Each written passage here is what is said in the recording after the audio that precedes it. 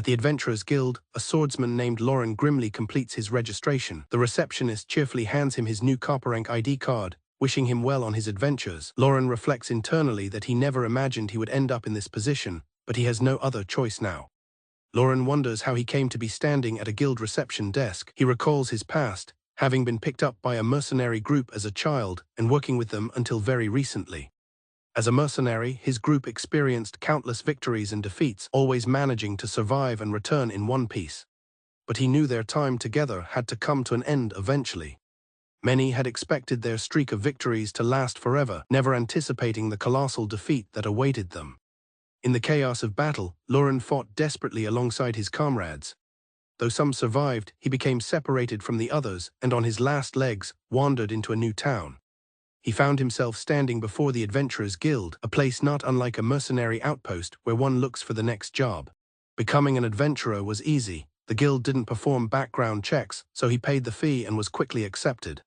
All he had left were the leather armor on his back, his two-handed sword and a few silver pieces. And just like that, in a short span of time, he became a drifter. He observes the bustling activity within the guild hall. Lauren surveys the request board, noting the variety of jobs available. It reminds him more of a temp agency than a guild. As a solo, copper-ranked adventurer, he knows his options are limited. He realizes that any quest he picks carries a high risk if he goes alone. Discouraged, he wonders if he should just take a job cleaning drains. As he contemplates, a young man pats him on the shoulder to get his attention. The cheerful stranger asks Lauren if he's looking for work. He observes that Lauren seems to be a veteran swordsman, and that most of the available quests require more than one person. The adventurer offers Lauren a spot in his party for a quest, explaining they have enough manpower but are short a vanguard. Lauren considers the offer. If he were still with his mercenary company, he would refuse instantly, as mercenaries are often used expendably and must carefully vet their clients. The young man points out that the rewards are better than solo work, a fact Lauren is keenly aware of. However, careful consideration is a luxury he can't afford when he's completely broke. Seeing his interest piqued, Lauren asks what kind of request the adventurer has in mind. The adventurer triumphantly declares that they'll be adding a new member to their party, gathering his group of 5 at a table to begin their next job together. Sitting at the table with Lauren and 3 women, the adventurer suggests they start with introductions. He introduces Lauren as the newcomer who will act as their vanguard. He then points out Naren, a thief and his childhood friend, and Oxy, a mage they met at the guild. Lauren offers a brief greeting. The party leader boasts that Oxy is quite skilled, able to use her magic 3 times a day, a fact that Lauren isn't sure is impressive or not. The leader then turns to the next person. The final member of the party asks to introduce herself, and he agrees. She turns to Lauren with a smile, formally greeting him. She introduces herself as Lapis, a novice priestess who serves the god of knowledge and was only recently ordained. Lapis says she looks forward to working with him. Lauren gives a simple acknowledgement.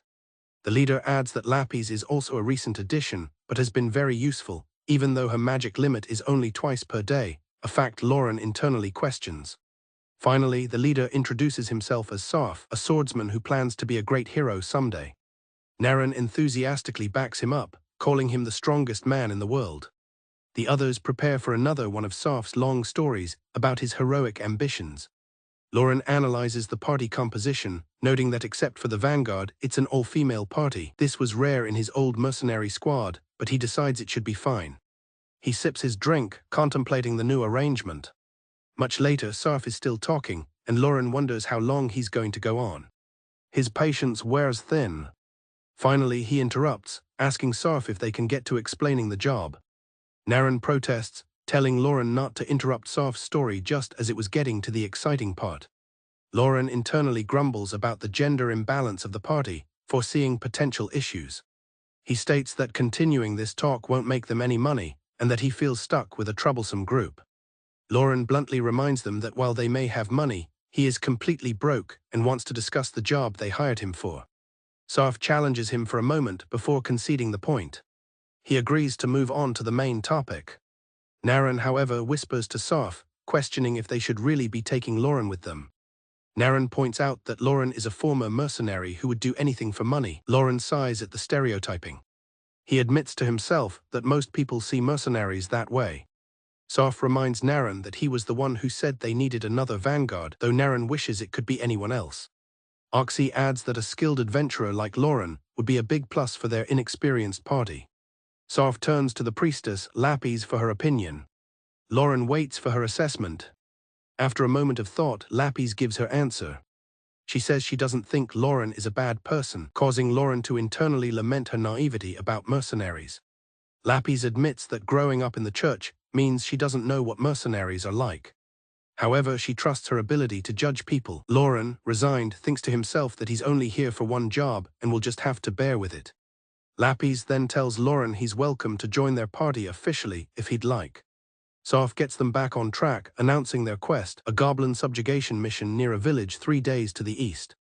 Naren immediately objects, stating that a quest of that level is too high for them and they should look for something else. Oxy agrees, mentioning a quest to explore newly discovered ruins that the guild would likely give to a more experienced party. Sarf argues that if they only take easy jobs, they'll never build their reputation to take on bigger quests. Lauren cuts in, asking Sarf if he has any idea how many goblins there are or the size of their groups. Sarf cheerfully admits he has no idea.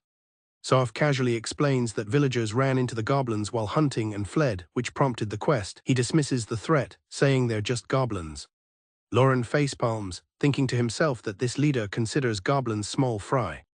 Sarf proposes they leave the next day, and Lapis agrees. He tells everyone to pack, planning to meet at the east gate. He counts his few coins, realizing he has just enough for cheap food and lodging but not enough for any medical supplies. Lauren worries about his financial situation. He sighs as he walks through the empty morning streets. The next day he arrives at the eastern gate, finding it empty. Lauren wonders if he arrived too early. A city guard on duty greets him, asking if he's there for work. Lauren explains he's meeting people, and the guard sympathizes with being tired so early in the morning. The guard notes Lauren looks worn out and didn't get a good night's sleep, which Lauren confirms.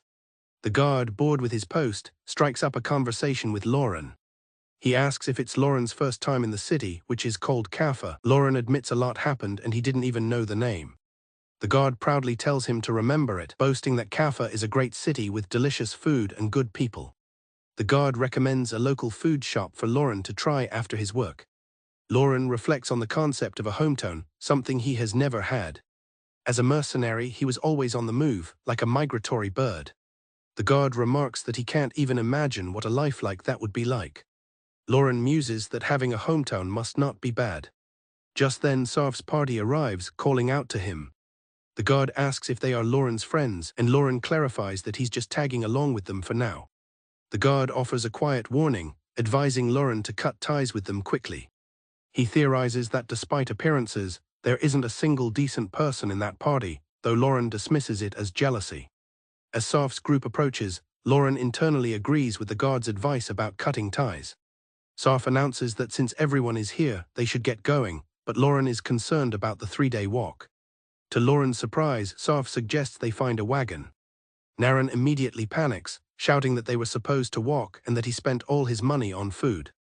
Lauren panics internally, realizing his only other option is to run the entire way there alone. He feels a touch on his arm. It's Lapis getting his attention. Lapis correctly guesses that he's worried about money. She offers him a handful of coins, explaining that 10 copper should be enough to get to Ain's town. She insists he accept it as a loan, adding with a smile that having him owe her might be useful later. Lapis winks, telling him to think of it as an investment, as he might be able to help her out later. Just then, Naren calls out that they've found a wagon. Sarf announces they can get a ride for only 5 copper. Lauren, holding the loan from Lapis, agrees to use it. With the matter settled, Lapis cheerfully announces it's time to go. Lauren grimaces, realizing he's already in debt. As their wagon rolls out of the city gate, he senses that it's going to be a rough road ahead. In the back of a wagon, a party of adventurers led by Sarf express their relief at being saved from a long walk. Sarf thinks it would be idiotic to waste time and energy walking when they can ride.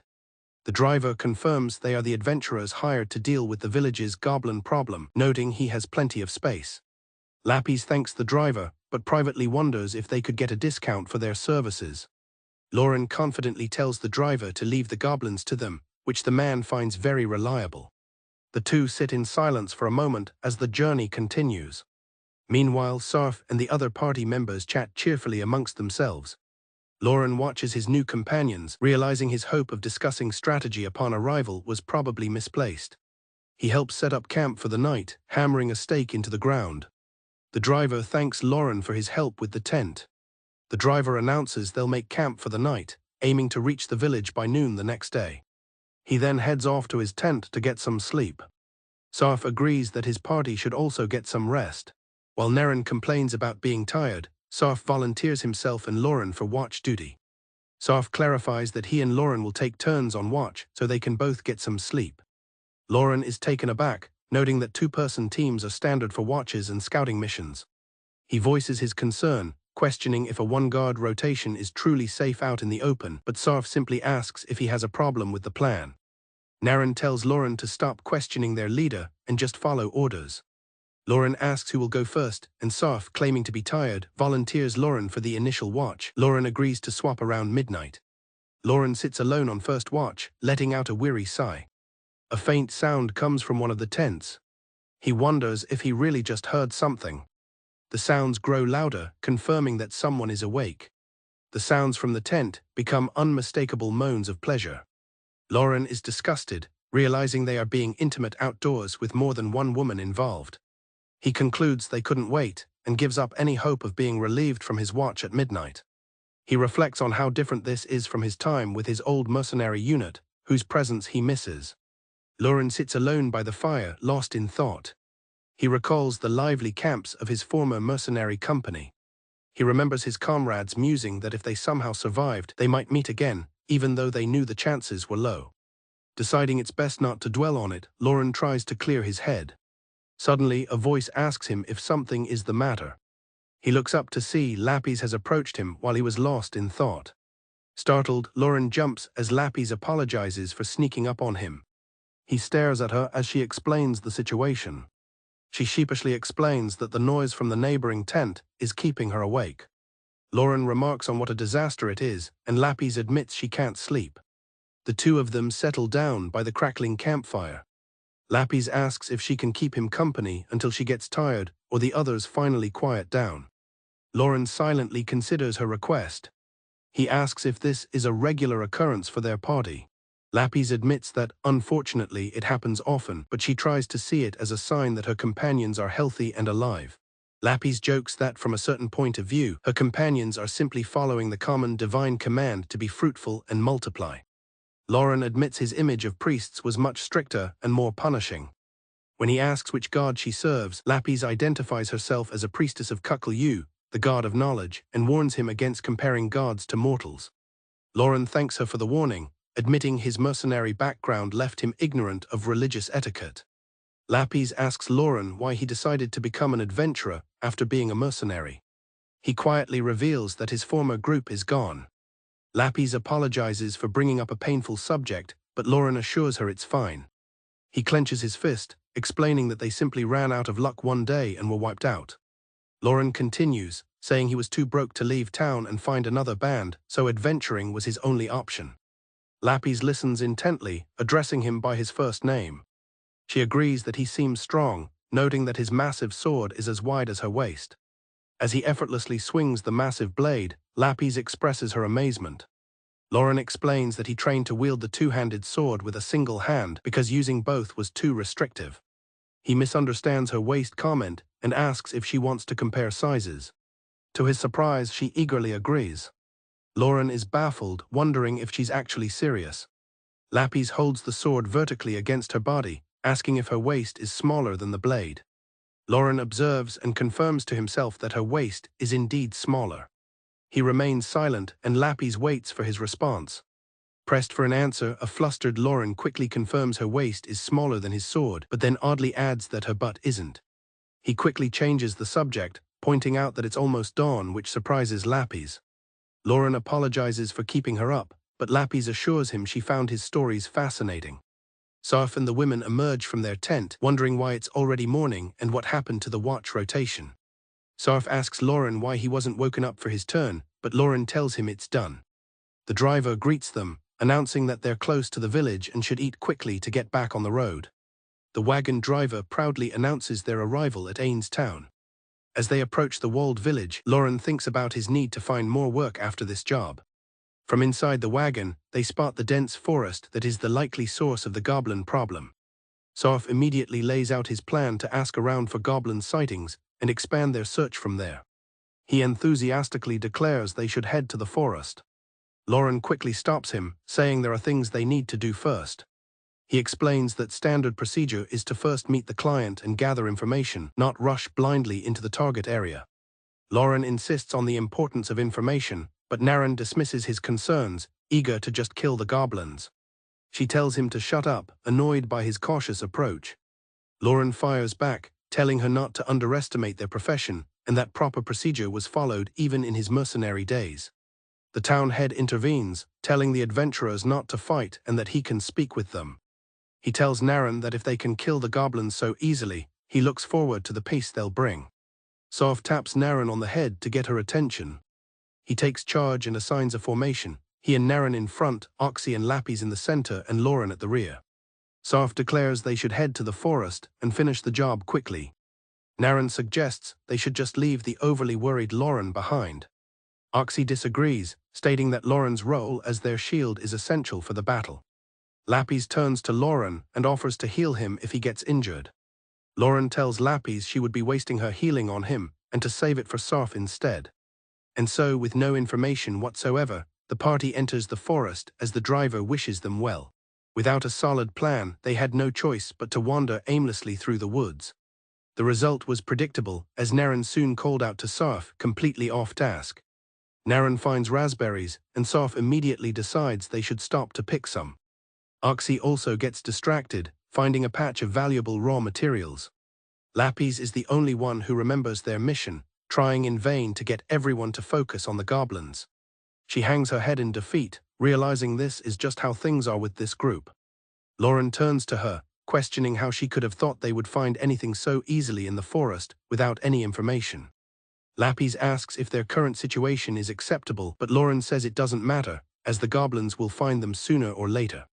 When she asks if he has given up, he retorts by asking if she hasn't. Lauren adds that he's surprised she's able to handle the rest of the party so easily. Lapis looks annoyed, stating that she doesn't like being addressed so informally. Lauren asks if he should use an honorific, but Lapis says her first name is fine. She then asks why he sounded hesitant, and he admits he's not used to being on a first-name basis with women. Lauren suggests she can just call him by his first name too, but Lapis objects. She becomes flustered, insisting that using Lauren-san is more feminine and not at all a way to maintain distance. Lauren tells her it's fine to call him whatever she feels is easiest. Lapis beams with a smile, happily agreeing to call him Lauren-san. Suddenly, Lauren's expression becomes tense and focused. His hand instinctively moves to the hilt of his greatsword. Unseen in the darkness, multiple pairs of glowing eyes watch them, signaling that the party's true test is about to begin. Lauren stands guard, his hand resting on his greatsword. Lapis looks at him with concern, calling out his name. Naren drops to a knee, calling for everyone to stop, having heard something in the woods. Lauren's eyes narrow as he confirms the approaching threat. Lauren draws his greatsword, ready for battle, while Lapis looks on nervously. Soph wonders aloud if they are facing goblins, while Naren explains she hears an unfamiliar voice. An arrow flies through the air and strikes Oxy, who cries out in pain. Naren shouts Oxy's name as two goblins charge towards them. Lauren angrily demands to know why they were looking away from the enemy. Lauren cuts down a goblin in a single powerful motion. Lapis nervously suggests using defensive magic, but Lauren curtly replies that he doesn't need it. He uses his greatsword to block a volley of arrows. He immediately begins searching for the goblin archer hiding in the trees. He realizes he can't close the distance and wishes for a short sword or dagger. He spots a short sword dropped by one of the goblins he defeated. Without hesitation, Lauren throws the short sword at the hidden archer. The blade finds its mark, striking the goblin archer. Lauren curses, frustrated that it wasn't a decisive blow. Soph curses the fleeing goblins. He declares that they won't let them get away and rallies the group to pursue. Lauren quietly suggests it might be better not to overextend. Naren immediately challenges him, reminding him of their mission to wipe out the goblins. Soph and Naren argue that they can't claim victory after destroying just one small nest. Naren yells at Lauren, telling him to obey the leader's command to chase. Lauren calmly states that they definitely did not wipe out a nest. The rest of the party rushes off, leaving Lauren and Lapis behind. Lapis notes that the others went ahead, but she has decided her best place is with Lauren. She explains that priests like her need a fighter for protection, and she wants Lauren to be hers. Lauren asks if she really wants to do that. Lapis smiles and confirms that she does, from this point forward. Lauren observes the trail of goblin blood, commenting that it makes them easy to track. Lapis asks Lauren for his general opinion on the party's strength and Saf's strategic ability. She shares what she knows about goblins, mentioning their low intelligence and rapid reproduction. Lauren explains that to defeat goblins whose strength is in their numbers, one needs a solid strategy. However, considering Saf's actions so far, Lauren admits he doesn't have high expectations for him. Lapis asks if Saf's only good quality as a leader is his intelligence. Remembering Lauren is a mercenary, she tries to recall names of famous skills to make a point. Lapis asks Lauren if he's heard of the legendary mercenary called the Blade Demon. Lauren confirms that he has heard the name, as Lapis describes the mercenary's fearsome reputation. Lauren looks startled by the comparison. Lapis chuckles, asking if he was actually about to compare Saf's sword skills to the Blade Demon's. Lapis explains that even 10 million Safs would be no match for the Blade Demon. Lauren asks if she's insane for trusting Saf with her life, but Lapis points out he's in the same boat.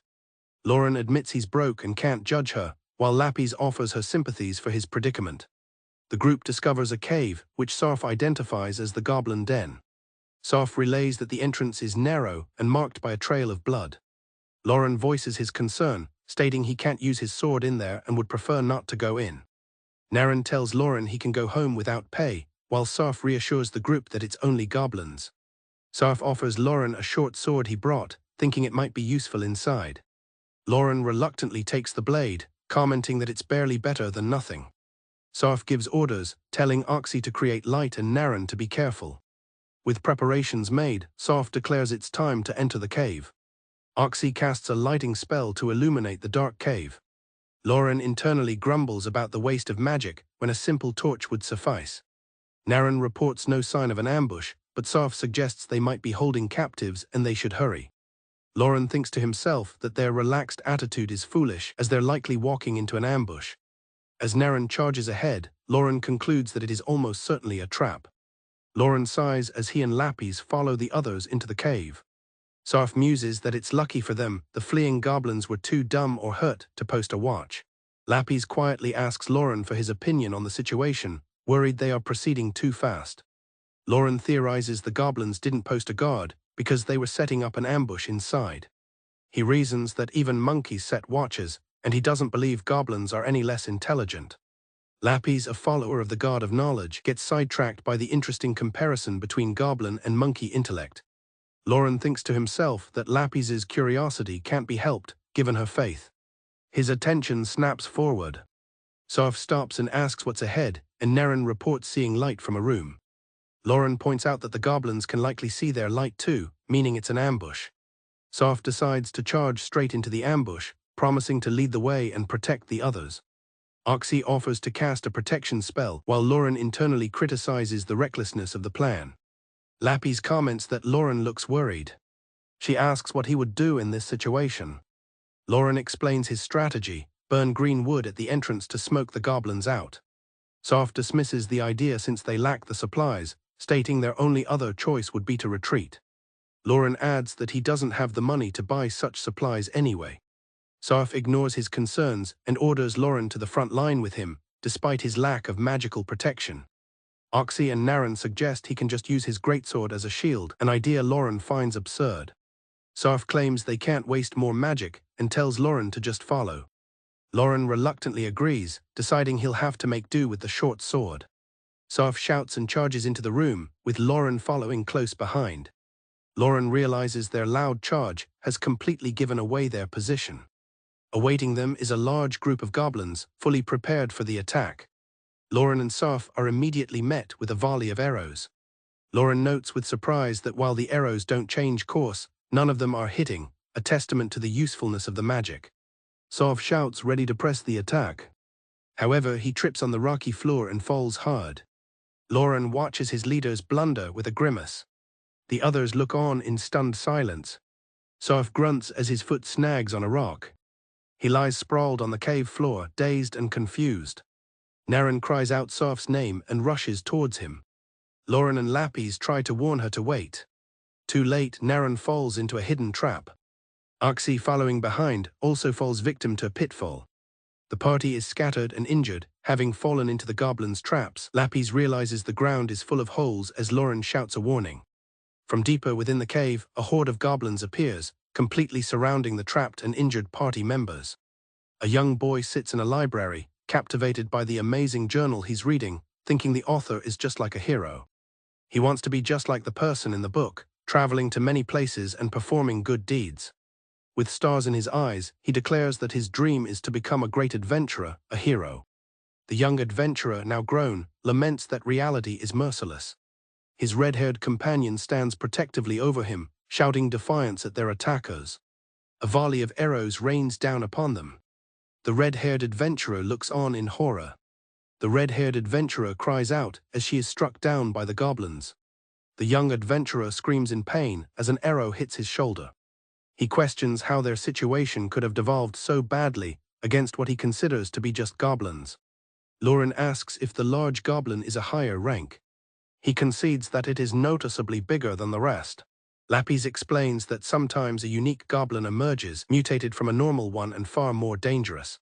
Based on its staff and outfit, she identifies it as a mage goblin, a dangerous being possessing black magic, strength and wisdom. Lauren suggests escaping, but Lapis is concerned for their companions. Below them, the defeated party members lie amidst a field of arrows. He's shocked to see more goblins appearing from the rear, cutting off their escape. Lapis realizes that at this rate, their path of retreat will be gone.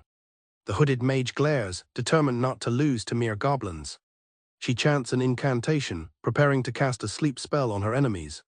As she unleashes the magic, the mage goblin stands ready to counter. The goblin's amulet begins to glow brightly. A bright light counters the mage's spell.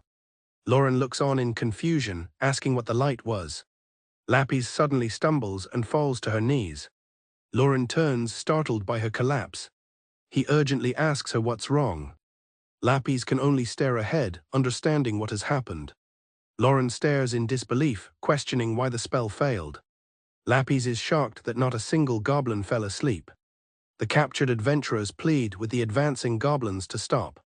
The light-haired adventurer screams at the goblins to stay away from his friends.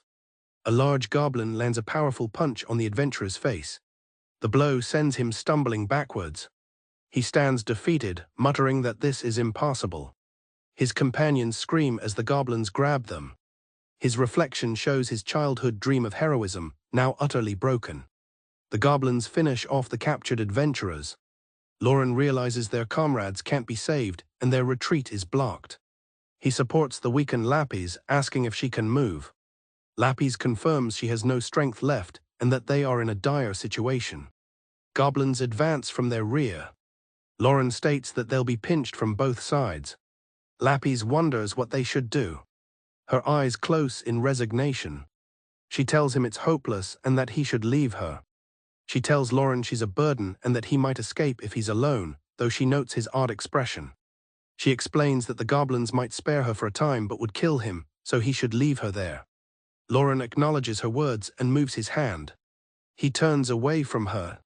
Lapis looks up with a slight smile. Suddenly, Lauren scoops Lapis up. He tells her to be quiet. He warns her that she'll bite her tongue if she talks. Lapis explains that she had already decided to stick with him, believing it to be the safest option. She reaffirms her commitment to stay by his side. Lapis cheekily suggests that by saving her, he'll owe her a favor she can cash in later. Lauren tells her to hold on as he starts to move. With grim determination, Lauren declares their only path is forward, as he and Lapis charge ahead.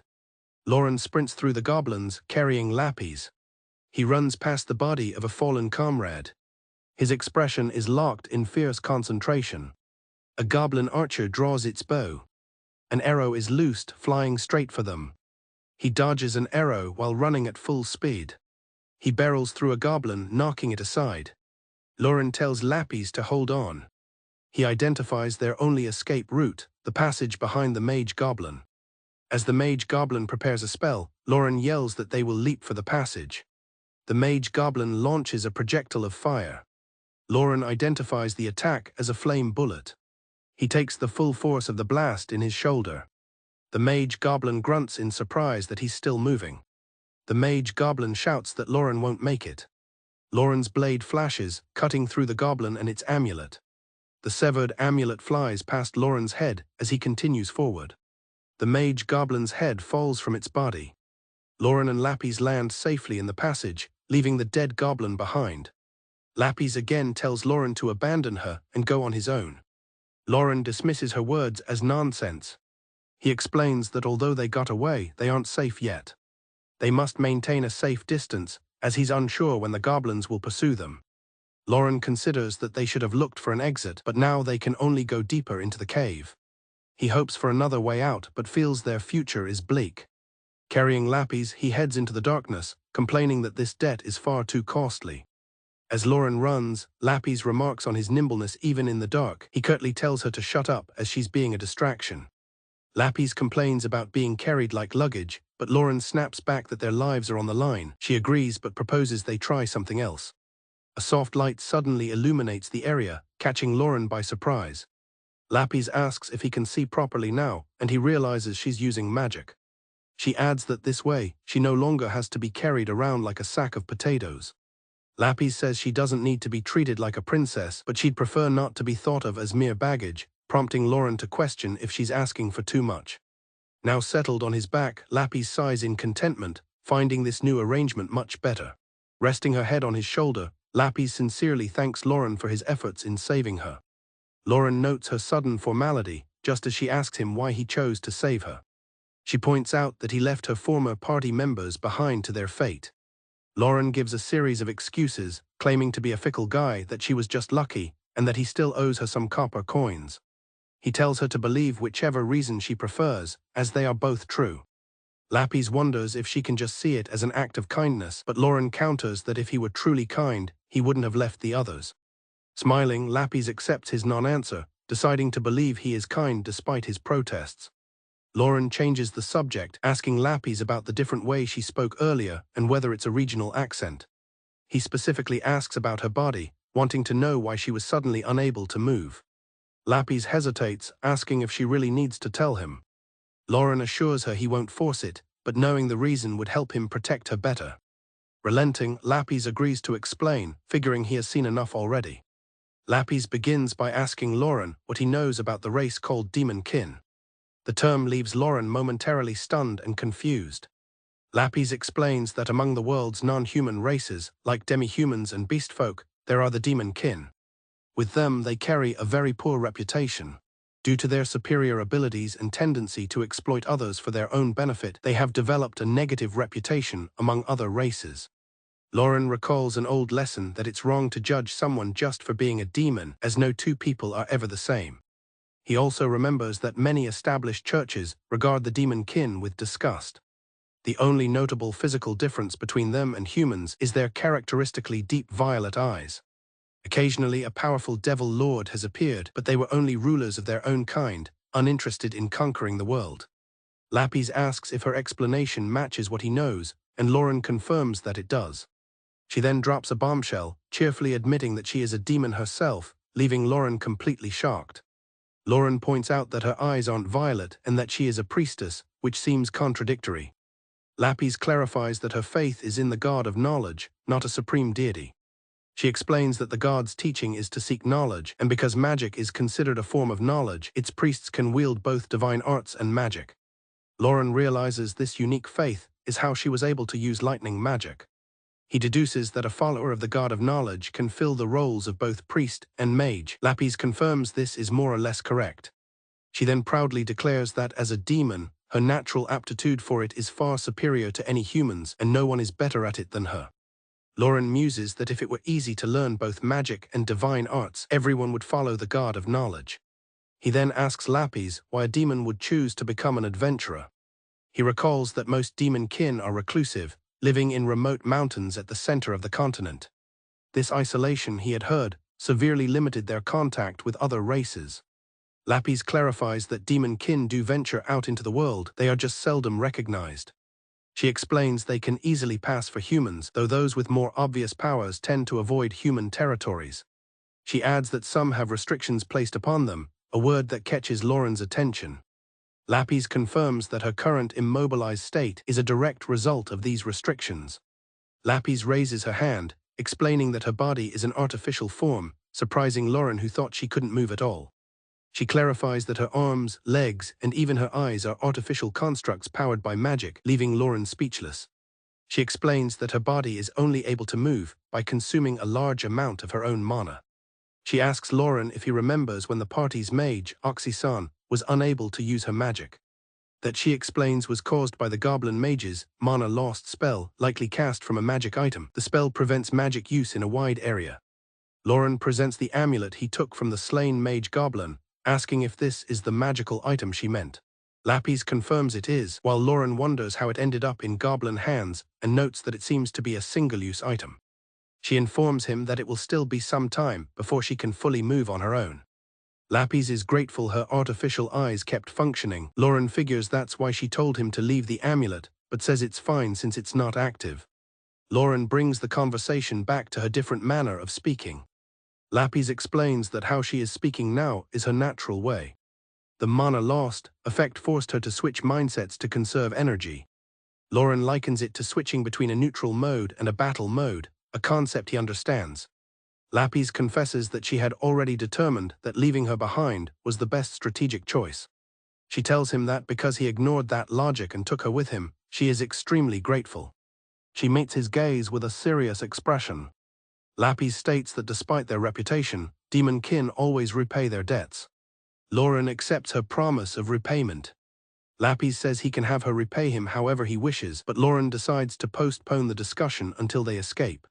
He then shifts focus, asking if she also finds the cavern strange, considering they've been moving in one direction since fleeing the goblins. Lapis points out that despite the distance they've covered, there's been no sign of an exit. Lauren agrees, admitting he initially thought it was a natural cave, but now senses something is strange. They've passed several rooms the goblins were using, but the main passage continues onward. He concludes the passage is far too long to be natural, and feels more like a man-made structure. Lauren considers turning back. Lapis reminds him that would lead them right back to the goblins they just fled. Frustrated, Lauren curses their situation. Lapis hopes there's an exit ahead, suggesting that if there is, Lauren must be incredibly lucky. Lauren dismisses the idea, saying not to count on his luck, and Lapis admits she's not much good in that department either. Lapis reveals the shocking truth. When she left her homeland, her own parents took her limbs and eyes as a restriction. Lauren is horrified by the revelation that her parents were responsible. She remarks on her misfortune, having become an adventurer only to end up with a terrible party. Lauren tells her she doesn't need to explain, he understands what kind of people they were. Lapis explains that her parents hid her eyes and limbs somewhere in human territory, and she cannot go home until she reclaims them. Lauren asks what her plan is for restoring her body once she finds all the parts, suggesting she'll have to confront her parents. Lauren spots something ahead and points, prompting Lapis to ask what he sees. In the darkness of the tunnel, a single point of light is visible. Lauren hopes it's not a dead end, but Lapis worries it could be more goblins. Lauren, however, doesn't sense any enemies in that direction. He asks her to put out her light magic so they can approach cautiously. As he sets her down, Lauren asks if she can stand on her own yet. She apologetically says she cannot. He apologizes in advance for a potentially rough ride in an emergency, but Lapis says it's fine, as she's already in his way. Lauren remarks that it would be best if they could escape without him having to draw his greatsword. With Lapis on his back again, he cautiously approaches the distant light. They arrive at a dead end, but Lauren spots light seeping through a crack in the rock wall. Lapis examines the gap and considers that she might be able to squeeze through. Lapis expresses her reluctance to go through alone since she is still mostly immobile. Lauren briefly worries about her getting stuck. Lauren decides he can try to chip away at the rock to widen the hole. He sets Lapis down, knowing he needs to work fast before any pursuers catch up. Lapis tells him to leave it to her, offering to keep watch while he works, though she warns him it will make some noise. Lauren uses the hilt of his greatsword to smash against the rock wall. As Lapis watches, he repeatedly strikes the stone, sending fragments flying. He grits his teeth, believing his efforts will be enough to get them through. The sounds of breaking rock echo through the passage. Exhausted from the effort, Lauren leans on his sword, satisfied that the hole is now wide enough. Lapis commends his work and observes that since no pursuers have arrived, they are likely safe for now. Lauren suggests he go through first to pull her from the other side, and Lapis agrees. He begins to squeeze his way through the narrow passage. Completely spent, he collapses on the ground once he's through. Catching his breath, he looks around, wondering about their new location.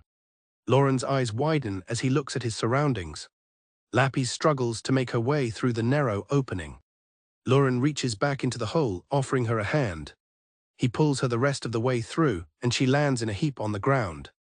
Lying on the ground, Lapis thanks Lauren for his help, which he dismisses as nothing. He tells her that more importantly, he needs her opinion on something.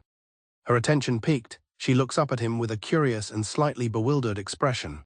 They have emerged into a massive, constructed stone hall. Lauren gestures toward the impressive architecture and asks Lapis for her thoughts on what it looks like to her. Inside the vast stone chamber, Lauren looks up in awe.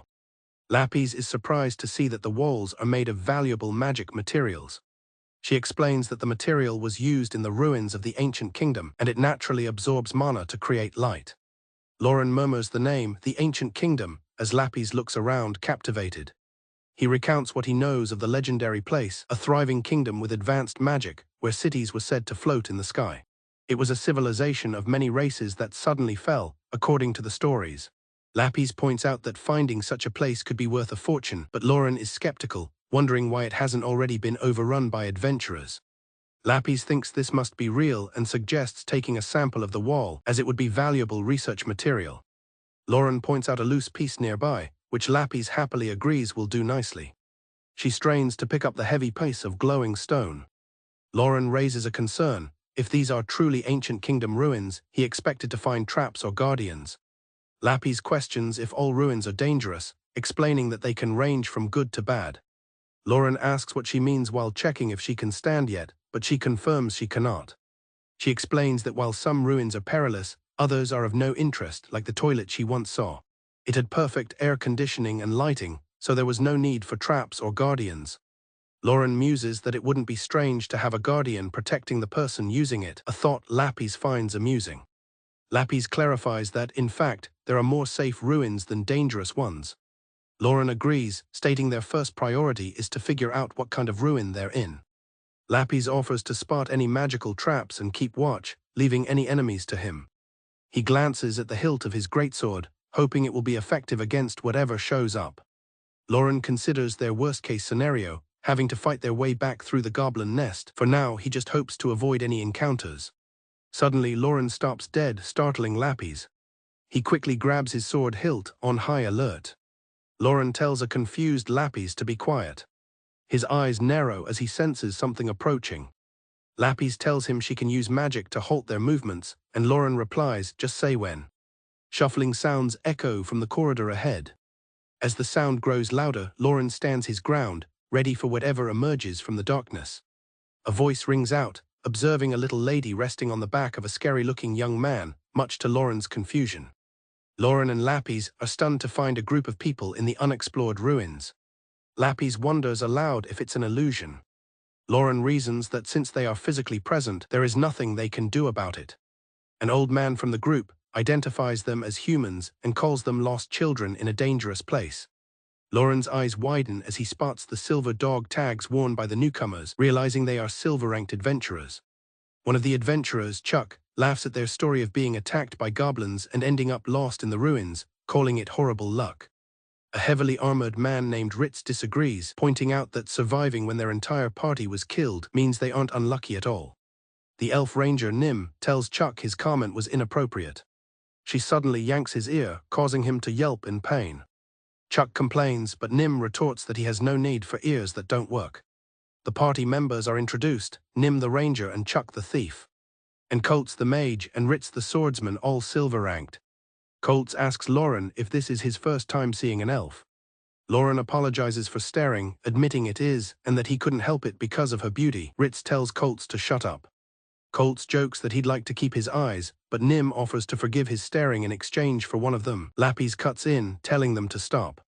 Ritz explains his party is in the middle of a job. Nim asks if they've heard of the expedition to the ruins near Ains town. Lapis suggests looking for something else, but Lauren identifies the expedition she mentioned. Chuck realizes this must be that newly discovered ruin, noting that while unexplored ruins are dangerous, they pay well. He adds that they had planned to take the job, only to find someone else was also exploring the place. Colts explains they are in a hurry, as they're competing to gather the best findings. Lauren assures them they have no intention of getting in their way. He simply asks to be pointed toward the exit, saying they can take it from there. Colts hesitates, looking troubled. Ritz admits that he has no idea where the exit is either. Lauren realizes their carelessness. Ritz clarifies that it's not because they didn't map the area or had a mind blank. Lapis demands to know what the oh shit look is for. Lauren asks Lapis if something is wrong with her eyes, but Ritz interjects, noting her expression is not one of someone simply being carried. Lauren demands to know why they can't find the exit. Ritz frustratedly explains that they fell through a pitfall trap. He blames Chuck for failing to spot it, while the rest of the party looks on in annoyance. Ritz elaborates that they were lucky there were no spikes below, but unlucky to fall an entire floor since they all fell at once. Colts grumbles that he'll never forget Chuck landing on him, but Chuck retorts that it's not much different from hitting the floor. Nim glares at him, menacingly telling him to say his last words.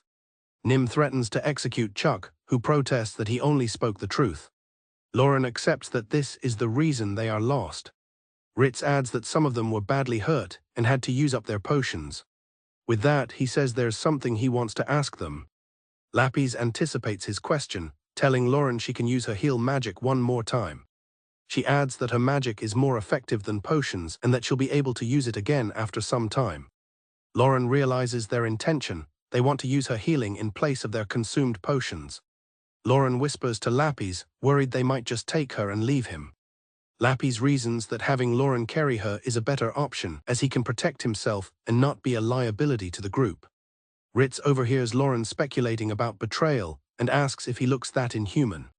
Lauren admits that Ritz looks dangerous, but he didn't expect to be called out on his thoughts.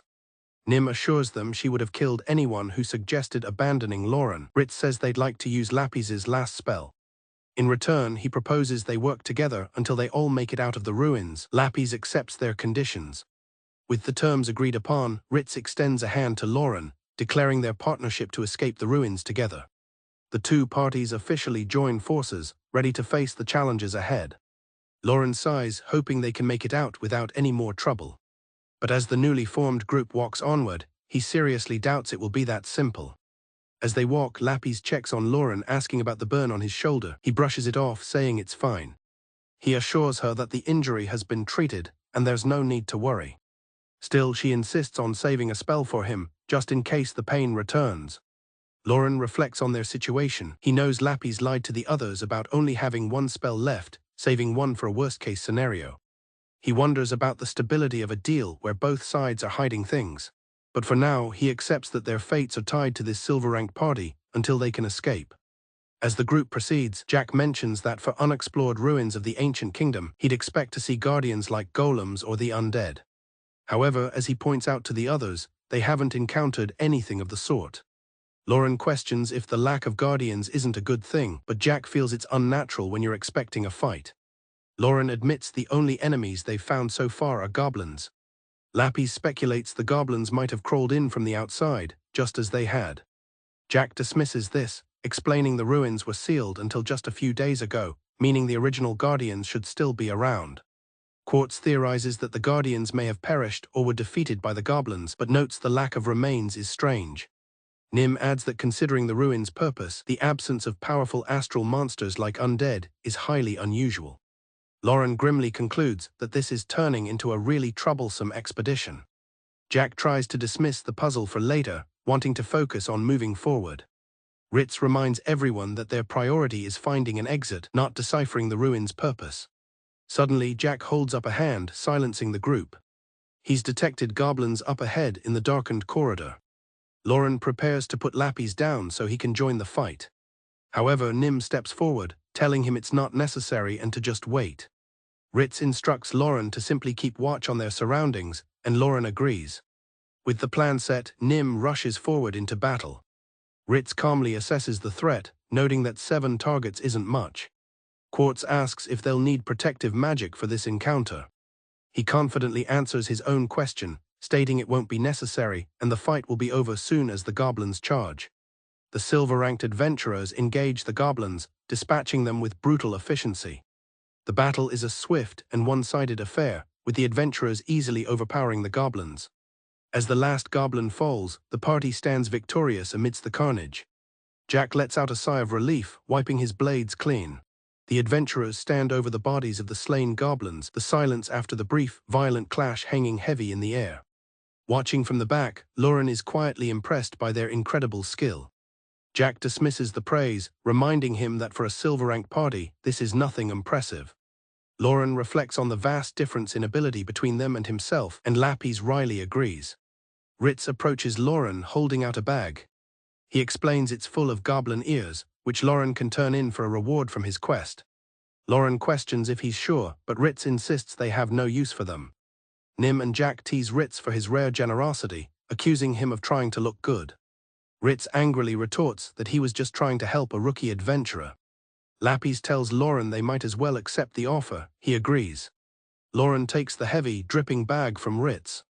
Lauren is immediately disgusted by the sheer weight of the bag. The overpowering stench of blood seeping from it makes the situation even worse. As they continue to fight off wave after wave of goblins, the burden becomes increasingly unpleasant. After collecting more ears, Lauren politely declines more from Ritz, saying he has plenty. As Lappy breathes heavily against his back, Lauren finds himself distracted. He frantically clarifies that his reaction is due to the stench overwhelming his senses, not anything else, but Lappy tells him he doesn't need to explain. Suddenly, Nim calls for everyone to halt, sensing something is off. She declares that the smell of the air has changed. She smells blood, but it's not from the goblins. The others look ahead, but Jack can't see anything unusual, guessing it must be further on. Lauren asks what the difference is, since both human and goblin blood smell like iron. Ritz reminds him that as an elf, Nim's senses of sight, smell, and hearing are far sharper than theirs. Jack makes a bad joke about Nim's sharp figure, earning a swift blow from the elf. Ritz scolds him for fooling around, but Jack claims he was just trying to ease the tension. Ritz declares that from this point on, they must be on high alert. He then turns to Lauren and asks if Lappy is able to move yet. Lappy apologizes, saying she'll need a little more time to recover. Ritz accepts this, but then suggests it might be better for her to return to her church. Lauren firmly states that the decision is hers alone, and he has no say in the matter. Just then, Jack calls out, having found something. The group gathers to see what Jack has found, their faces grim. Before them is a gruesome scene, a large pool of dark blood and the shattered remains of a skull. Jack can only remark on the terrible state of it all. Nim kneels by the scene, identifying a piece of leather armor covered in blood. She notes the large amount of blood and that it's still red. Ritz observes that the blood is still fresh. Quartz recalls their competitor party and wonders if any of them wore leather armor, speculating that they may have fallen. Nim chides Ritz, Jack, and Quartz for their carelessness, which Quartz vehemently denies. Ignoring their bickering, Lappy turns to Lauren and asks for his opinion.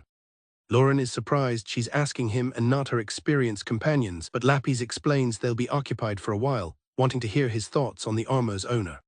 Lauren concludes that with so much blood, the owner is almost certainly dead. Lappy agrees that based on the evidence, that would make sense. Nim adds her analysis. If the armor belonged to a competitor, it was a thief, and that thief was definitely a woman.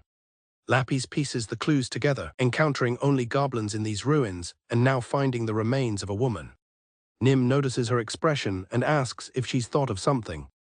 Realizing the implication, Lappy exclaims that it doesn't make any sense. Jack summarizes their conclusion: the owner of the armor was a woman. Lappy adds that she was killed by goblins.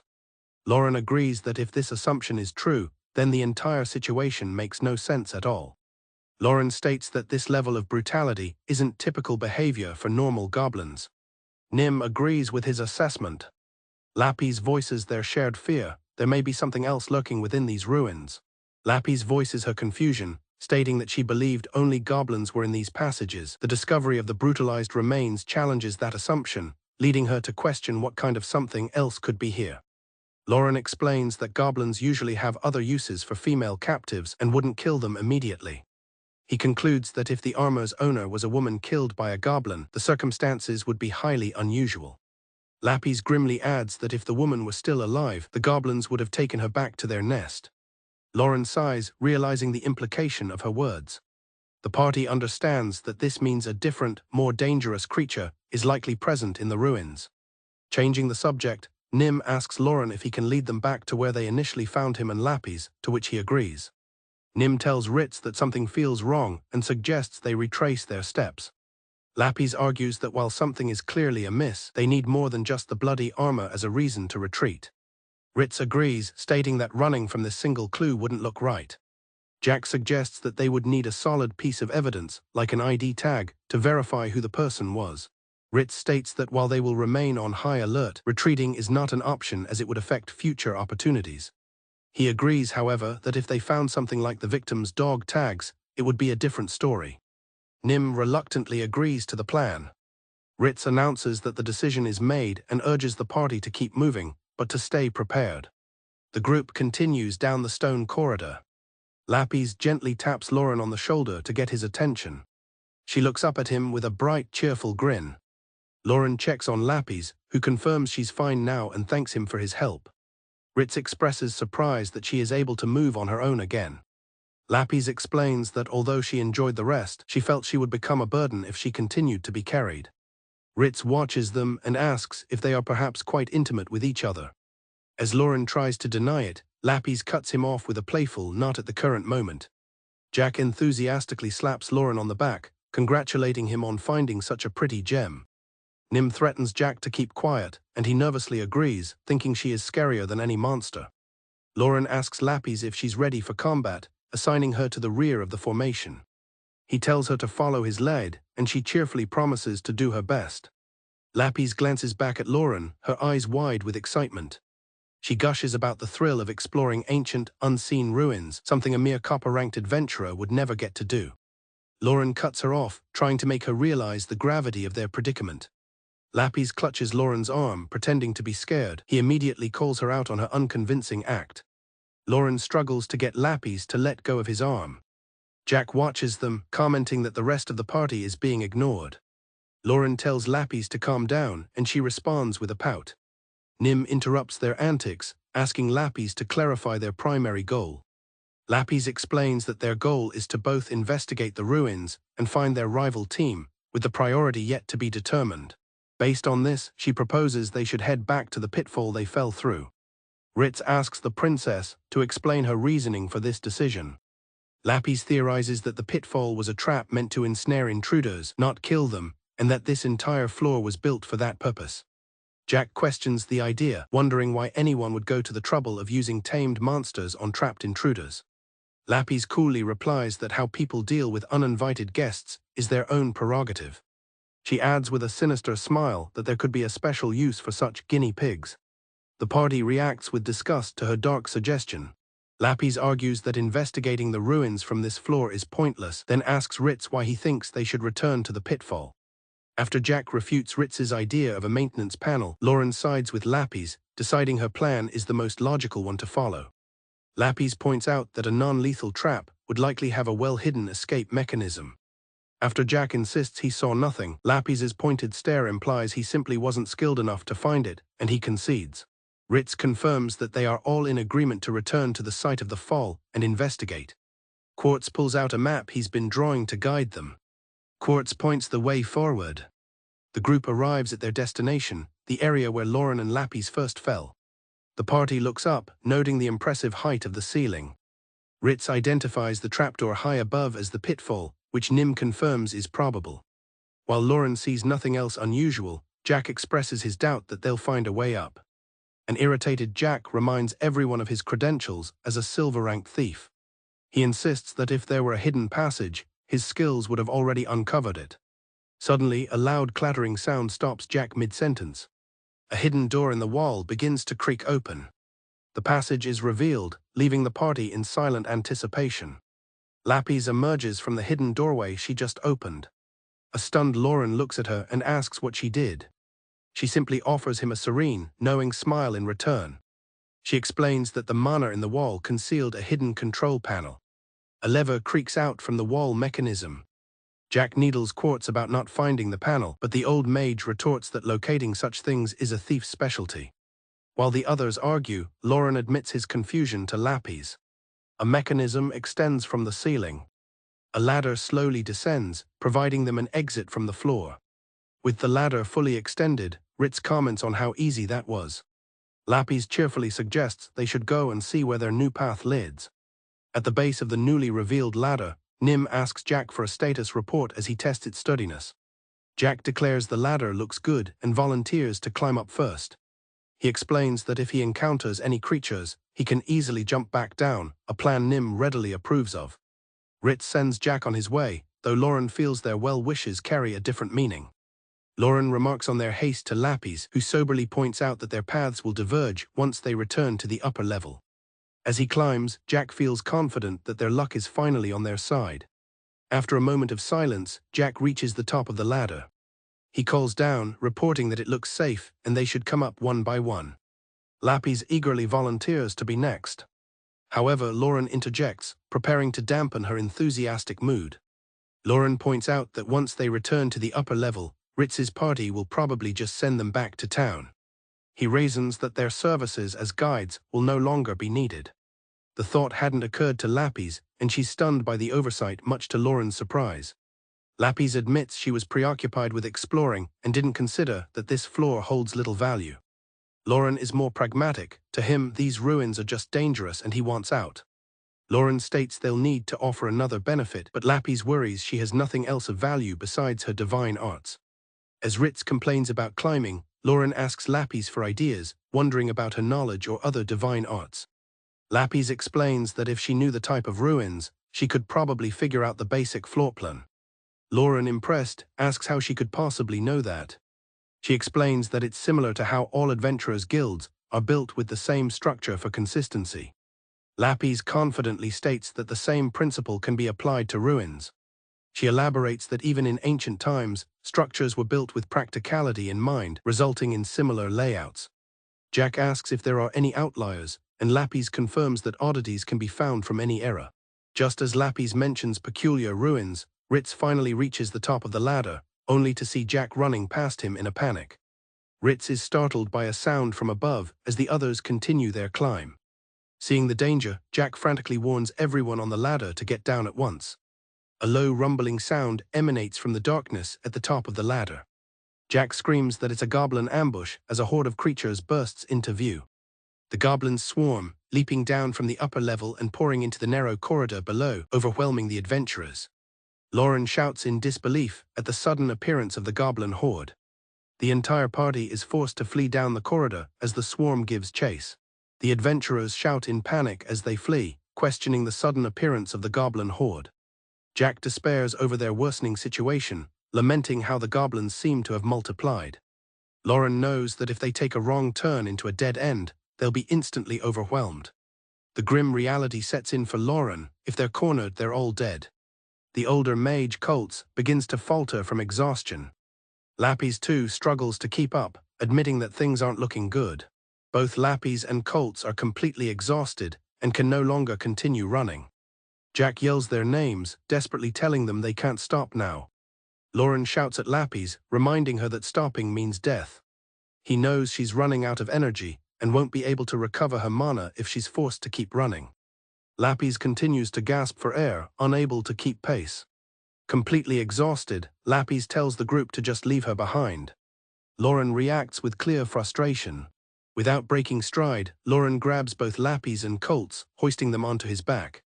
Ritz questions if Lauren can handle carrying both of them, but Lauren simply states that he's used to it. He recalls his days as a mercenary, when carrying incapacitated allies was common, but notes his current sleep-deprived state will make it difficult. Lauren privately admits that this is going to be rough. Colts thanks the young man, saying he's in his debt, while Lapis apologizes for being a burden again. Lauren tells them not to worry about it, he'll do the legwork if they can just figure out a way to escape. As he runs, carrying two people, Lauren knows they can't keep this up. At their current pace, they will eventually tire and the goblins will catch them. Lapis asks Colts about using a powerful spell like Fireball, but he explains it would be ineffective against such numbers. He suggests an earth wall might buy them some time, but not much. Ritz proposes a firestorm, but Lapis questions if her 2 available casts would make much of a difference. Nim agrees it probably wouldn't. Loren cuts their debate short, though he compliments Lapis on being a powerful mage with deep knowledge. He thinks to himself that anything will do, they just desperately need a way out of this. As they press on, an idea begins to form. Trapped and cornered, Loren turns to the others, asking if anyone has found a way out. Lapis, covering her face in despair, replies that there is none. She laments that they simply don't have the manpower to defeat the overwhelming number of goblins.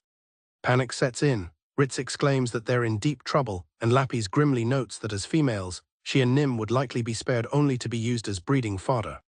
Ritz cuts in, stressing the seriousness of their situation. Nim agrees that things aren't good, worried that her stamina is failing. Seeing Nim struggling, Jack offers to carry her when the time comes. He brushes it off as though he were giving his nephew a piggyback ride. Nim, touched by the offer, thanks him for his kindness, much to Jack's surprise. Loren's mind races, desperately searching for an emergency exit somewhere on this level. He knows they have no strategy and are reaching their physical limits, with the enemy closing in. He fears this desperate game of tag can only end in their annihilation, unless something changes. Loren knows that inaction will only make things worse, and announces he has an idea. He asks Ritz if he remembers the way back to the main area, but Ritz admits he doesn't. Ritz suggests that Jack should know the way, and Jack nods in confirmation. Loren instructs Jack to lead them back to the trapdoor where the goblins first appeared. Jack agrees, noting that a detour should get them there, but he questions Loren's intentions. Loren explains his reasoning. All the goblins have already poured out onto their current floor. Loren lays out his strategy. The goblins can't climb back up the ladder as quickly as they came down, which will prevent the party from being overrun. Jack voices his concern that the goblins could be waiting to ambush them as they climb. Quartz suggests that magic could buy them some time. He proposes a firestorm to burn the vanguard and an earth wall to halt the rest. Nim agrees that the plan could work and volunteers to handle the spellcasting, though Ritz is doubtful. Loren states they just need to climb before the wall breaks, revealing he has a contingency and will hold the rear defense. Ritz is incredulous, questioning how one person can stand against such numbers, but Loren explains he only needs to handle the ones that break through. He urges everyone to climb as quickly as possible to avoid the worst-case scenario. The weight of the plan leaves Ritz speechless. With the plan set, Loren tells Jack to lead the way to the trapdoor. Jack acknowledges and sprints ahead. Loren then gives his final orders. Quartz is to prepare his spells, and once they arrive, Jack will climb first, followed by everyone else. Ritz declares that as the party leader, he will bring up the rear. Loren immediately shuts him down, insisting that he should be the one to stay behind. Loren explains that Ritz's heavy armor would slow his ascent, making him an easy target for the goblins. He assures them of his experience as a mercenary and rear guard, confident he can scale the ladder quickly. After a moment, Lapis relents, placing her trust in him. The party reaches the trapdoor and the ladder leading up. Ritz wastes no time, shouting for everyone to start climbing immediately. Just as they begin their ascent, the goblins close in. Ritz yells for Quartz to cast his spell. The old mage focuses his power, chanting the incantation for a raging, fiery storm. Quartz unleashes a powerful firestorm spell. A vortex of flame engulfs the approaching goblin vanguard. Without pause, Quartz prepares his next spell, commanding a wall of earth to rise from the ground and halt the remaining goblins. The earth wall erupts, sealing the corridor. With their escape route secured, the party seizes their chance and scrambles up the ladder. Loren is impressed by the silver-ranked mage's power. His thoughts are cut short by a loud impact against the wall. Ritz remarks on the goblin's persistence, while Loren notes the wall should still be piping hot. The pounding continues, and Loren realizes the heat hasn't affected their morale at all. He shouts at Ritz to stop pondering and just get up the ladder. The wall begins to crack under the relentless assault. The earth wall shatters and a goblin bursts through. It lunges straight for Loren. The mercenary meets the attack head-on, ready to defend the ladder. Loren engages the goblins pouring through the broken wall, fending them off single-handedly. Further up the ladder, Ritz yells at Nim to climb faster, but she retorts that she's already going as fast as she can. Standing amidst the slain goblins, Lauren watches the last of his party ascend the ladder. He knows that things will turn sour if the fight is dragged out any longer. His hand grips the ladder in anticipation. At the top, Jack catches his breath. He confirms that there are no enemies in the immediate vicinity. He turns and calls down to Nim, urging her to climb the last few rungs. Jack helps the exhausted Nim onto the upper floor. She thanks him and he tells her that Lapis is next. From below, Nim urges the others to hurry. Safely on the upper level, Nim and Jack survey the new surroundings. A sense of dread washes over Nim. She wonders aloud if this floor is also compromised, her voice filled with disbelief. Below, Lauren lets out a roar of frustration as the fight continues. Lauren single-handedly holds back a tide of goblins at the base of a ladder. He impatiently yells up to his companions, asking how much more time they need. From the top of the ladder, Lapis calls down, pleading for just a little longer. On the upper floor, Nim spots more enemies and warns Jack. He curses, realizing more goblins were creeping around on this level too. Lapis asks Quartz for an enemy count, and the old mage grimly states he only has enough strength for one more spell. Jack steels himself, knowing they must buy time for Lauren and Ritz to make it up. Lauren sighs, exhausted. He knows the goblins are endless. For everyone he cuts down, another takes its place. As he stands amidst the carnage, he feels a growing sense of unease. He can't shake the feeling that something is wrong. He scans the battlefield, puzzled by the small number of corpses. He's certain he's killed more than are currently lying on the ground. Considering the ones trampled by their own kind, he reasons there should be far more bodies. He recalls that when the party first arrived, there wasn't a single body in sight. His confusion turns to shock as he witnesses the goblins dragging away the corpses of their fallen comrades. He watches, dumbfounded, as the goblins systematically collect their dead. He wonders what in the world is going on. Lauren realizes the goblins are collecting the bodies, though he can't fathom why. The thought of Jack and the others in danger snaps him back to reality. He calls up to Lapis, asking if everyone has made it. She confirms they have, but her voice is panicked as she reports that there are goblins on the upper floor as well.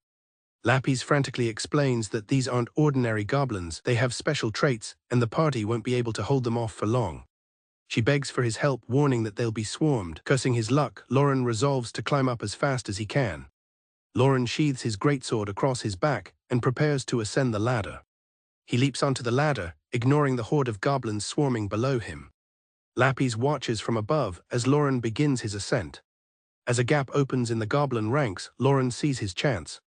With a powerful kick, he breaks the lower rungs of the ladder to prevent pursuit. Reaching the top, Lauren immediately asks Lapis for a status report. She informs him that Jack is injured and Ritz is struggling to hold the line. Her attention is then drawn to Nim, who is in trouble. She cries out in shock, seeing a massive black-skinned goblin. The powerful creature has overpowered the elf. The black goblin grins menacingly. Nim cries out in disbelief, realizing her blade didn't even faze the creature. Lauren springs into action, delivering a powerful kick to its head to free Nim. The creature is barely fazed by the powerful blow. Lauren is shocked that the kick, which would have decapitated a normal goblin, had so little effect. Deciding he's had enough, he grips the pommel of his greatsword. He brings the heavy steel pommel down hard on the goblin's skull. Nim is astounded by the toughness of the goblin's skin as it grabs her. With a sickening crunch, she twists its wrist, breaking its grip. The goblin recoils in pain as Lauren moves in with his greatsword. Lapis calls out to Nim, suggesting she aim for the goblin's eyes, its likely weak point. Lauren, however, decides on a more direct approach, declaring that if one attack won't work, he'll just keep hitting it until it does. He unleashes a flurry of powerful blows against the creature. As Lauren battles one black goblin, Lapis warns him of another one. The second creature has Ritz in a headlock, who struggles to break free. Ritz feels his skull is about to be crushed. He yells at Quartz to cast a spell, but the old mage laments that he's used his last spell and is now completely out of magic. Frustrated, Lauren decides to engage the second goblin. He joins Ritz in a furious assault against the black goblin. The two warriors fight side by side. Lauren and Ritz combine their strength, finally overpowering the monstrous goblin. With the immediate threat gone, the party regroups. Ritz explains that the black goblins appeared suddenly, and Jack was injured protecting Nim. Nim apologizes to Jack for his injury, but he brushes it off, telling her she can pay him back later. Lauren asks Lapis if she's found anything while examining one of the bodies. She replies that she only has guesses at this point. Lapis tells Lauren they've stumbled into a very problematic set of ruins. She then turns to Ritz to confirm something. He asks if there's any reason they should help her, and she bluntly says no. She adds that it aligns with their goal of exploring, but warns they need to find a place to rest soon. Ritz agrees, urging everyone to move quickly before they're ambushed again. Ritz agrees that facing another black goblin would be terrible. Lapis offers to use divine arts on Jack's head injury. He claims the medicine is working and he's just dizzy, but Lapis insists a head injury is serious and needs a doctor. Ritz asks if Jack can move, and Jack promises to get it checked once they're safe. He dismisses their concern, telling them to stop spouting nonsense. Jack tells Ritz to just give the order if he wants him to move, while Nim pleads with him not to push himself. He insists he's fine, having only lost consciousness for a moment. Quartz then speaks up, admitting he may be the bigger problem since he has no spells left. Jack reassures the old mage that no one is blaming him. Ritz thanks them for their help in defeating the monster and says they should get moving. The party moves on through the corridors. As they walk, Lauren thinks about how Lapis seems to know the ruins' layout. He asks her about the unusually tough goblins they fought. He wonders if they were a superior class of goblin. Lapis speculates they were closer to hobgoblins, but their bodies were too abnormal for simple growth.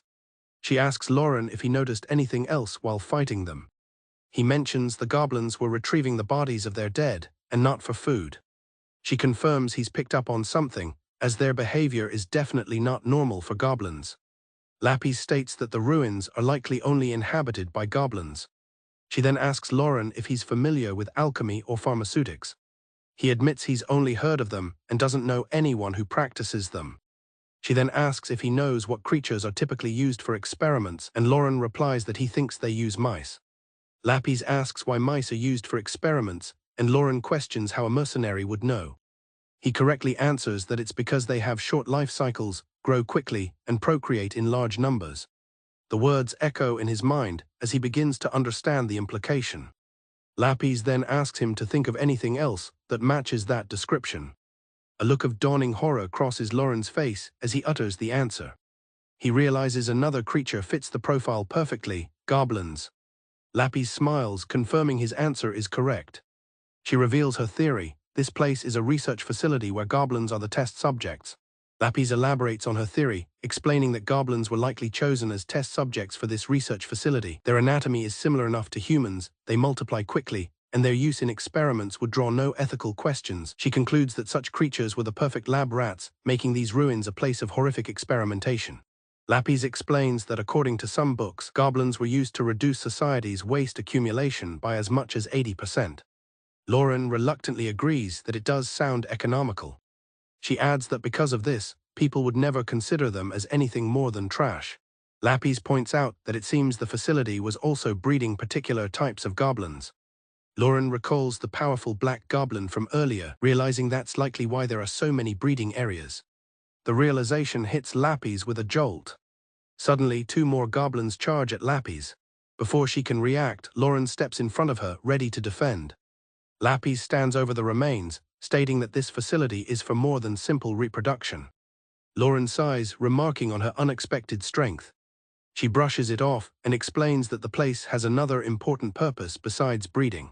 Lapis theorizes that the facility was also used for research into goblin modification, improvement, and evolution. In short, a place to enhance all of goblin kind. She explains that they were likely modified to prevent them from evolving past the goblin stage, as there would be no meaning in enhancing already powerful hobgoblins or goblin mages. Lauren points out that even if they grew larger, they'd still just be goblins. He then remembers the mage-type goblins they encountered, wondering if they escaped through a crack in the den. Lapis surmises that the alterations were likely restricted to the confines of the ruins. She concludes that the evolution of the goblins they fought outside was a result of them escaping this place.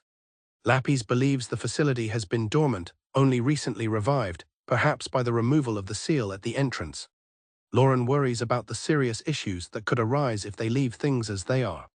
She explains that the large black goblin was an enhanced type, but its behavior is the real problem. These goblins, she reveals, don't need seed bearers to reproduce. Lapis explains that a breeding facility likely exists where newborn goblins can be produced without issue. Since they have no need for seed bearers, they should simply kill female adventurers. Yet she recalls the goblin that attacked Nim tried to rip off her clothes. Lapis asks Lauren if he realizes what this means. She concludes they must have another reason for attacking women that isn't for procreation. She speculates that the collected body parts have traces of human-like parts mixed in, possibly from Ritz's rival party. Lauren questions if a creature with human parts is still a goblin, and Lapis confirms it is. Lapis expresses her concern that the facility's purpose of enhancing goblin physiology will develop into a larger issue. She connects this to Lauren's observation about the goblins gathering the bodies of their fallen. She guesses they reuse the body parts to make new goblins, allowing the species to be continuously enhanced as a whole. She paints a terrifying picture of what could happen if this process were repeated over and over. What if goblins progressed to the point where they could withstand a dragon's attack, armed with knowledge from countless battles? The terrifying thought leaves Lauren speechless. Lauren asks how they can return the facility to its dormant state, but Lapis admits she hasn't thought that far ahead. Lauren is momentarily disappointed, wishing she had a plan. Lapis clarifies that it's not a lack of research, but the fact that there's no single method to shut down all ruins. She teases him, saying his expressive face is his weak point. Flustered, Lauren asks where they are going next. Lapis explains she's looking for a private room used by someone from the ancient kingdom, hoping to find documents. Lauren is surprised that people lived here, but Lapis explains that the high mana cost of teleportation made it impractical. Therefore, she concludes they would have built living quarters for the staff and researchers to make life easier.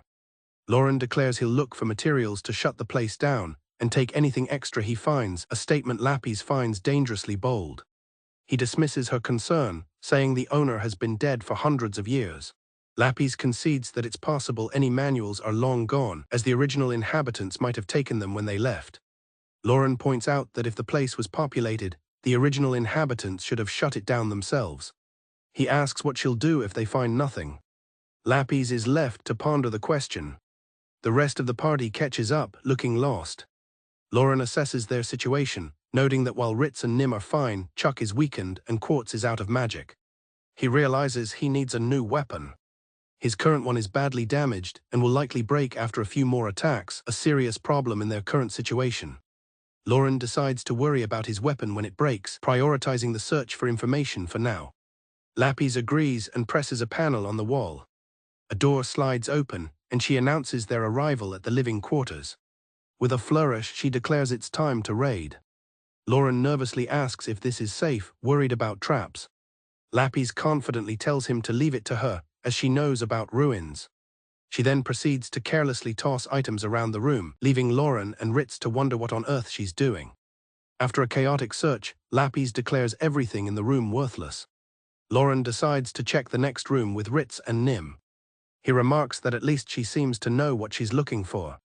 Nim quietly observes that this was once the residential quarters of the ancient kingdom. Ritz adds that everything here once belonged to someone from that era. Ritz suggests they just take some artifacts as proof of their investigation and leave. Lapis agrees that returning home safely is always a good thing. Ritz argues they should report their findings and pass the problem to a higher-ranking person. Lapis questions who ranks higher than a gold or magic silver rank adventurer. Lapis points out that it could take a long time for someone to respond. Lauren adds that there are very few high-ranked adventurers, meaning this could become a serious problem. Lapis tells the others that if they wish to return, she won't stop them. As Ritz's group leaves, Lauren sighs, finding the next room empty as well. As they walk away from Ritz's party, Lauren follows Lapis. He comments that she was pretty harsh with them. Lapis replies that it wouldn't do any good to force them to stay. She opens another door, revealing a library, and Lauren stops in his tracks. Lauren notes that she seems to have assumed he would stick with her. Lapis turns away, hesitating for a moment. With a hint of vulnerability, she asks if he's not staying with her. Lauren smiles, replying that he thinks the ship has sailed too far for him to turn back now. Relieved, Lapis says that's good, admitting she doesn't think her strength alone would be enough. She expresses her gratitude. Her attention is then drawn to a promising-looking book on the shelf.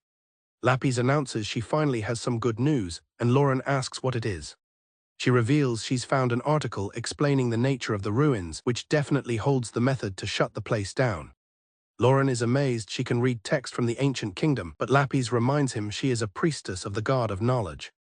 He asks if all servants of her god are so knowledgeable, and she says there are some. She proudly includes herself as an example, as Lauren asks what their next move is. Lapis points to a diagram, identifying a control room as their next target to shut the facility down. Ritz appears, having heard their plan. Lauren asks what his group will do, and Lapis confirms she has a target. Ritz states that they'll come with them, and Kraz adds that their chances of survival are better together. Lauren says they must make haste to the control room, and Lapis agrees. The reunited party prepares to move out. Lapis declares that once there, they will finally put an end to this chaos. With the guide to the ruins in hand, the party stands ready. Lapis wonders if this is the final step to conquering the ruins, while Lauren urges them to move quickly. Lapis declares that once they reach the control room, they can finally bring this chaos to an end. Lapis comments on the kindness of the facility's supervisor, noting the absence of strange riddles. She continues, saying there are no keys made of strange items either. The party continues their brisk pace through the ancient halls. She muses that a cruel designer would have made the puzzles infuriating, prompting a skeptical Lauren to question if she's being serious. Lauren silently wonders about Lapis's past experiences with ruins, but decides against asking, fearing an absurd answer. When he asks where she learned all this, Lapis simply replies that she read it in a book. Ritz, overhearing them, impatiently tells her to focus on the task at hand. Ritz grumbles about how difficult the quest has become, and the constant threat of goblins. Lauren quietly agrees with him. Lapis laments that what was supposed to be a simple investigation has turned into a dangerous delve due to their bad luck. She then teases Lauren, telling him his thoughts are written all over his face, asking if he's a mind reader. Nim remarks that the party competing with Ritz's group had the worst luck of all, and Lauren can't help but agree. Having talked enough, Lapis announces their arrival at a large door, declaring they are finally here. With a confident look, Lapis consults her book one last time before pressing a switch on the wall. As the heavy stone door grinds open, she calmly invites the others to head inside. Lauren expresses his admiration for her skill, but Lapis tells him to save his compliments. She strides confidently towards her objective, saying praise can wait until after she has taken care of the facility's core. Lapis identifies the control device, explaining that it manages the various features of the ruins. Lauren asks if she thinks she can manage it. She replies with a simple "of course," while Jack notes the lack of any other entrances. Lapis confidently approaches the panel, assuring everyone it will be easy. However, as she touches it, strange red writing appears, prompting Lauren to ask what's wrong. A confused Lapis explains that the device will only let her input the stop command, but nothing more, insisting she didn't make a mistake. Lauren asks if she has any idea why it's not working, and Lapis speculates that the device may have deteriorated over time. Suddenly, more red letters flash across the room, causing the others to panic and wonder what's happening. Lapis suddenly remembers that this was a research facility, which Lauren points out is obvious. She elaborates that the researchers would have been registered in the facility's system. As she speaks, a panel on the control device slides open. The situation escalates as doors begin opening at both ends of the control room, trapping the party. As the others shout in alarm, Lapis reveals the grave truth: she failed the biometric authentication. Lapis explains that the device only grants access to registered researchers, and the first red letters were a warning that she had failed authentication. Unaware, she tried again, and after the third failure, the system went into a complete lockdown. Lauren presses her for what happens next. With a strained smile, Lapis delivers the bad news: the facility's self-defense system has been activated. The party looks on in horror, realizing the true extent of their predicament. With the facility on high alert, Lauren finds himself locked in a desperate battle. He cuts down one goblin after another, his expression grim and focused. He continues to fight off the relentless horde, pushing through the enemy lines. With each swing, he can feel his weapon straining under the pressure, realizing his sword won't last much longer. Lauren yells out to Lapis, demanding to know how much longer she'll be. Lapis retorts that she's going as fast as she can against the ancient technology, but it could take up to an hour. The others realize the grim reality of their situation. Nim is running out of arrows, and Quartz only has one spell left, meaning they can't hold out for that long. As the fight rages on, Kraz notices that the goblins seem stronger than before. He sees them collecting their dead amidst the chaos. Lapis has a sudden, horrifying realization and shouts for them to stop the goblins from collecting the corpses. Ritz yells back that they don't have the luxury, as it's taking all their strength just to hold back the tide.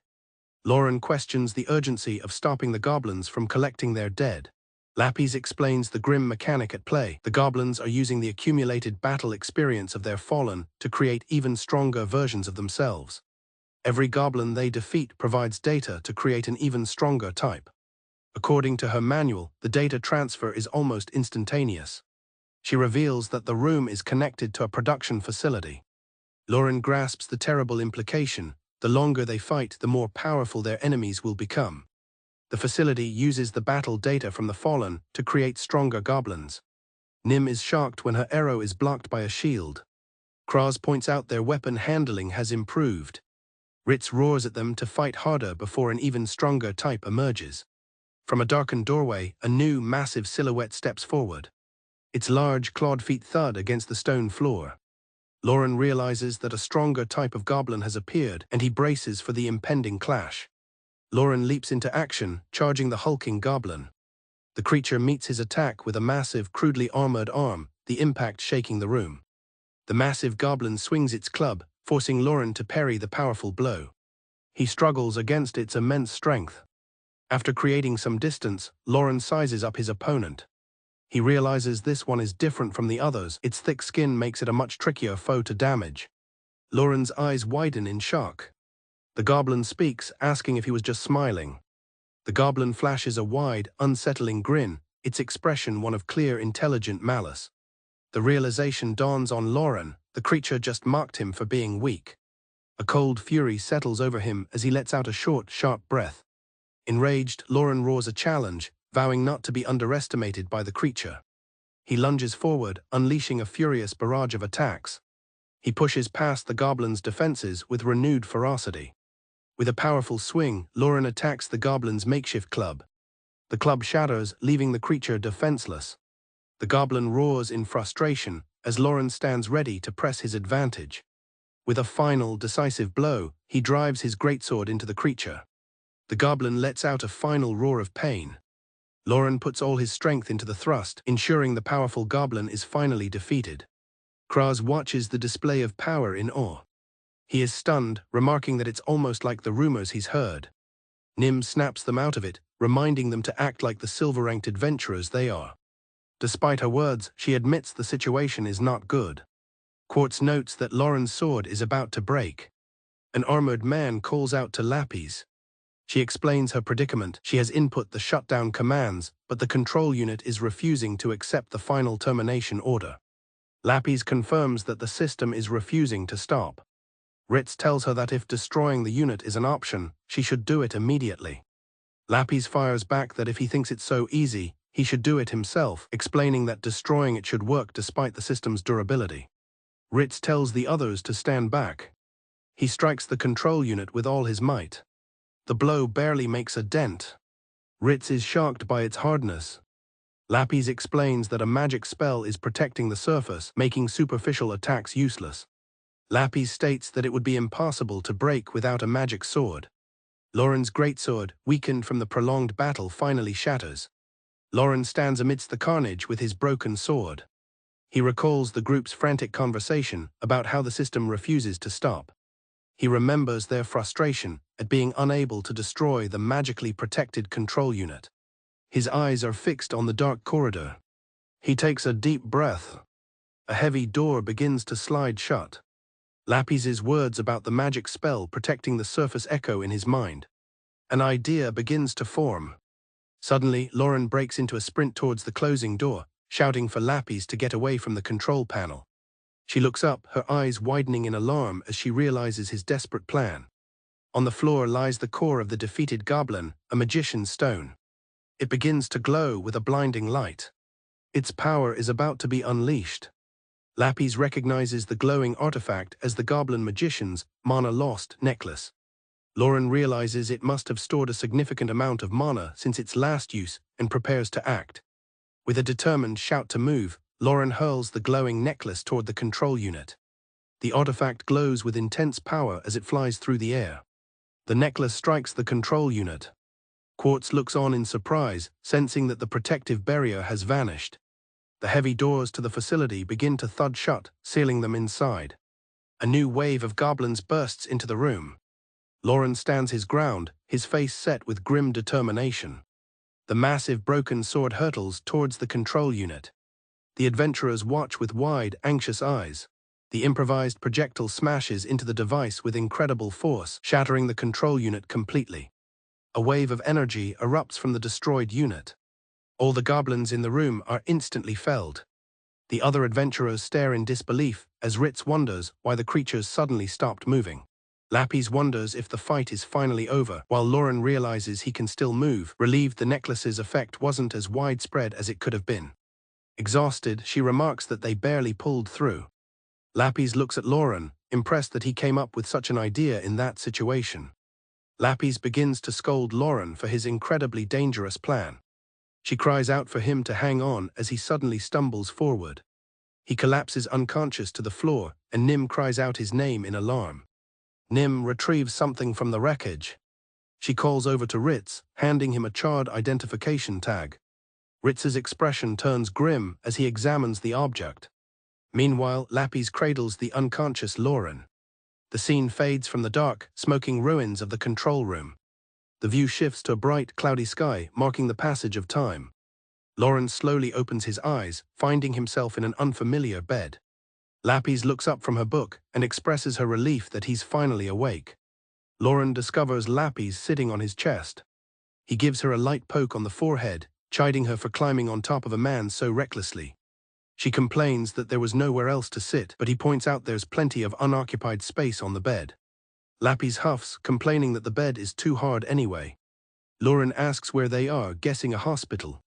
Lapis confirms his suspicion and prepares to ask about his memories.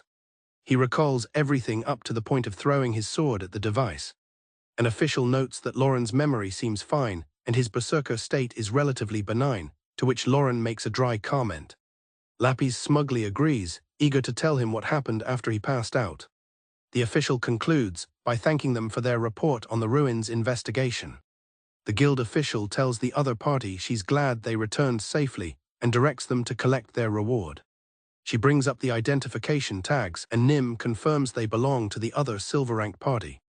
The official reveals the name of that party's leader from the scorched tag. The guild receptionist informs them that an additional survey of the ruins will be organized later. Ritz asks to hold onto the recovered tag for now. His party leaves the guild hall. Ritz murmurs to himself that he's heard the dead adventurer's name before. Ritz reflects that he wishes he could have heard the story from the man himself. As they walk, Jack complains that after all their expenses, the investigation was a complete bust. Nim smiles, reminding him of what's truly important. She points out that they all made it back alive. Quartz agrees, expressing his gratitude that they ran into Lauren and Lapis. Jack reminisces about Lauren's incredible performance, saying it reminded him of a rumored mercenary. He recounts the legend of a warrior known as the one with a body like the wind. Ritz asks if he's talking about the infamous Killer Wind mercenary. Ritz dismisses the idea, but Jack argues the point, making Nim tell him to focus on healing. Jack clutches his head in pain after Nim's rebuke. The group continues on their way as the chapter comes to a close. At the adventure